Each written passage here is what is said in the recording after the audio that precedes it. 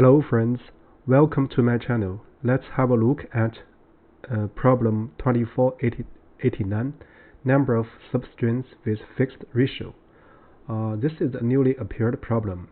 So in this video, we're going to share a solution based on the dictionary and check method, so which is actually very routine. So here the main point is how to establish connection for between this problem and a previous problem.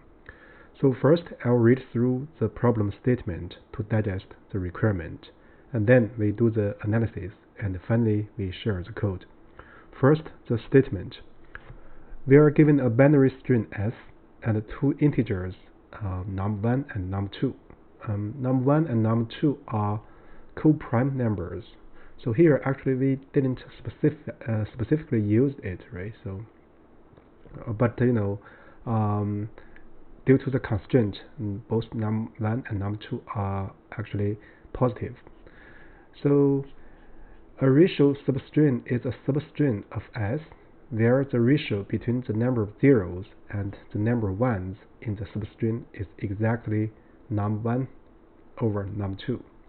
So here is an example. For example, in this one, the number of zeros is 2.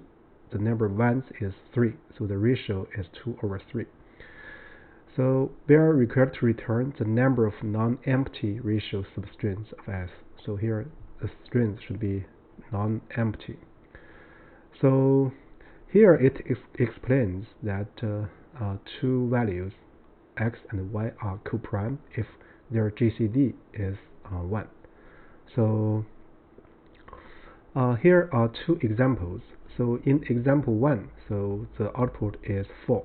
So in the explanation, so it specifies the 4 substrings. So in example 2, there's no such strings, so the output is 0. So before we look at the analysis, let's look at the constraints.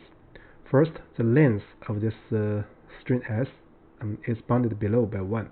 In other words, it's not empty, and bounded above by 10 to the power 5.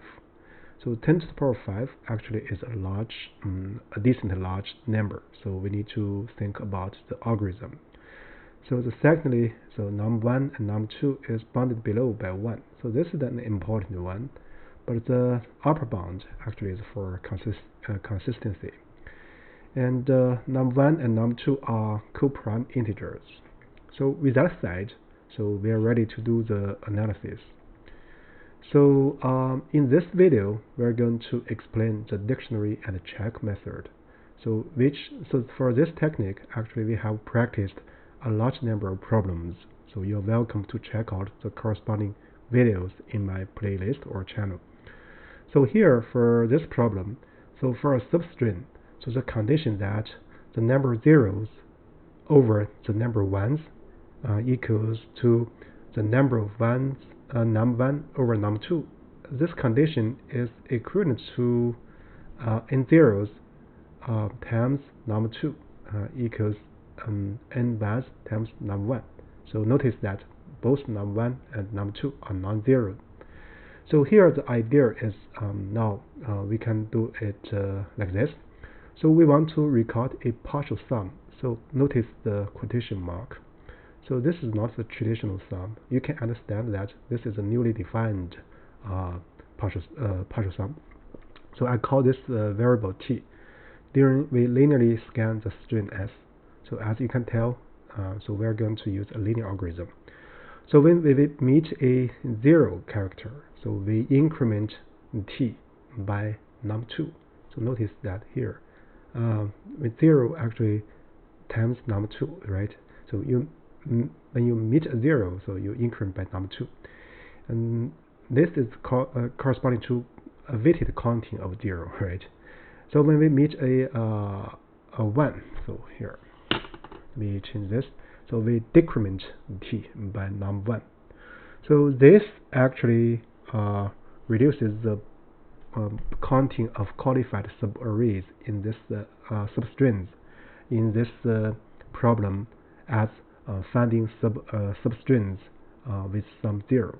So here the sum is a weighted sum. So if we realize the above connection, then solving this problem at hand is very routine, right? So if you realized or grasped this connection, then actually you can also check out the video for Leetcode 560 subarray sum equals k and the similar problems, so they can solved using the same technique. So with that said, we are ready to do the analysis. So for this purpose, I'm first going to initialize a dictionary. So ideally, we're going to initialize an empty dictionary. So the dictionary will store the partial sum and their frequencies. So right. So or just the partial sum. So we can just store the partial sum and the number of times it appears. So at each index, so we're going to do a counting, right? So counting at that at that index, how many strings with partial sum 0. So notice the quotation mark in the partial sum. So in order to deal with the subarrays starting from index 0, so we want to put a 0 partial sum, so we make a count 1, right?